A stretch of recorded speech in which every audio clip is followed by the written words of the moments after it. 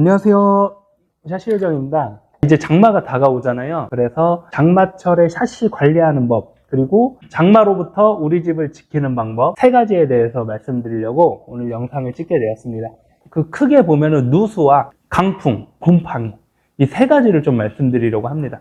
첫 번째 그 누수 같은 경우에는 크게 세 가지 정도의 상황이 있어요.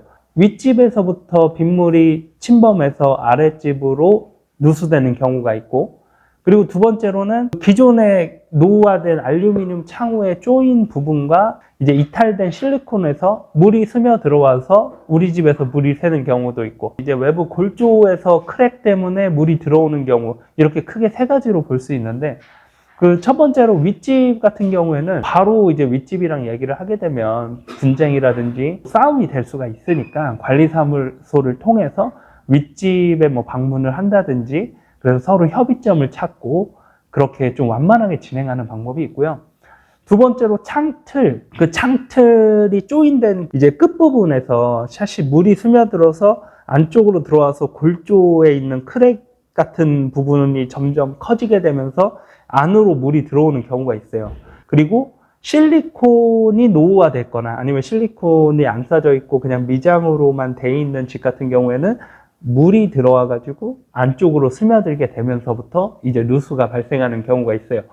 그럴 경우에 외부 코팅만 하시는 분들이 계신데 사실 임시 방편이지, 이게 창호 그 조인 부분에서 물이 새게 되면은 실리콘 아무리 잘 썼더라도 안에서 들어오기 때문에 꼭 코너 부분이 용접이 돼 있는 그 하이샤시로 좀 교체하는 걸 좀 많이 권해드리고 있습니다.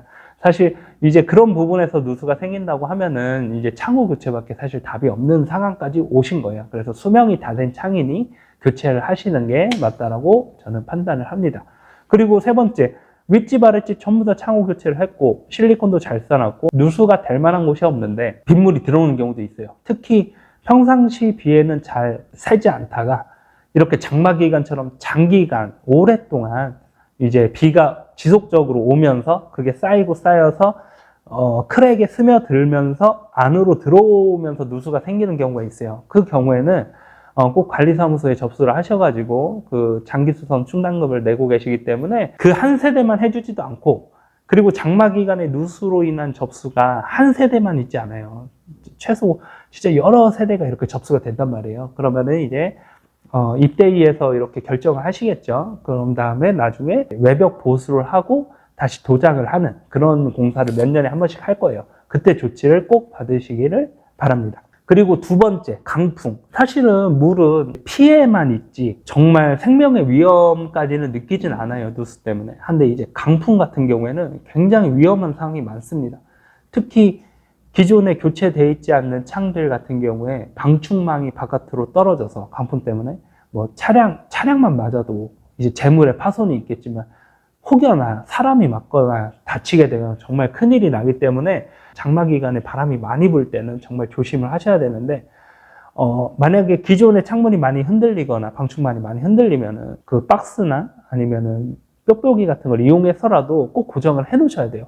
뭐 제일 좋은 건 창호 교체겠지만 그 요즘엔 방충망 잠금 기능까지 있는 창호들도 많고, 그리고 자동 잠금이 돼서 이렇게 딱 닫히기 때문에 기존의 창들보다는 흔들림이 훨씬 더 적거든요. 그래서 창호 교체를 굉장히 권해드리는데, 우리가 제일 위험하신 거 이제 창이 막 덜덜덜 흔들린다고 그 앞에서 잡고 계시거나 그런 부분은 굉장히 위험한 상황이 있어요. 혹시나 이 와르르 깨지거나 무너지면은 굉장히 날카롭고 그런 사고를 많이 봤었기 때문에 정말 위험한 행동이고, 테이프 같은 거 붙여 놓으시는 분들도 있고 되게 다양한 그 강풍에 대비하는 방법이 있지만, 그래도 알루미늄 샤시 같은 경우에는 틈새가 워낙 많기 때문에 꼭 이번이 아니더라도 창호 교체가 제일 큰 도움이 많이 됩니다. 그리고 그 기밀 등급이 높은 창틀과 창짝이 깊이 만날수록 창의 흔들림이 적단 말이에요. 그렇기 때문에 꼭 발코니 전용 창, 그 135바 이상 되는 창으로 교체하는 걸 권장을 하고 있습니다. 그래서 여기까지 이제 강풍에 대해서 말씀을 드렸고요.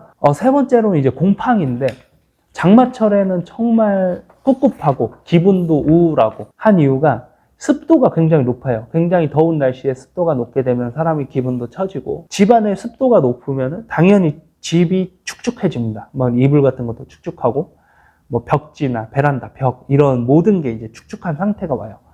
가장 좋은 거는 건조하게 만들어주는 건데 건조하게 만들 수 있는 여건이 안 되잖아요. 왜냐하면 바깥에는 비가 오고 습하고 가전제품을 이용한다고 하면은 제습기가 있죠. 제습기로 습기를 최대한 없애는 행동을 하시고 그리고 화장실 같은 경우에는 환풍기를 많이 틀어놓고 사실은 환기가 제일 좋은데 환기를 해도 바깥에 습도가 워낙 높기 때문에 그렇게 큰 효과를 보지 못한단 말이에요. 가장 지금 제일 효과가 좋은 건 제습기의 활용이 가장 좋지 않나. 창호를 교체를 했다고 해서 그 집안에 있는 습도가 사라지는 건 아니거든요. 뭐 조금의 효과는 있을 수 있죠. 왜냐면 외부에 있는 습기나 물 같은 게 좀 집으로 많이 유입되지 않게 봄철에는 미세먼지도 덜 들어오는 것처럼 기밀 성능이 높기 때문에 좀 효과는 좀 있겠지만 관리적인 측면이 더 좋습니다. 그리고 기존에 요즘 같은 경우에는 논실리콘 타입으로 나오기 때문에 실리콘의 곰팡이 같은 게 안 생기지만 옛날 샤시 같은 경우에는 실리콘의 곰팡이가 많이 생길 수도 있어요. 이런 습한 상황에서는.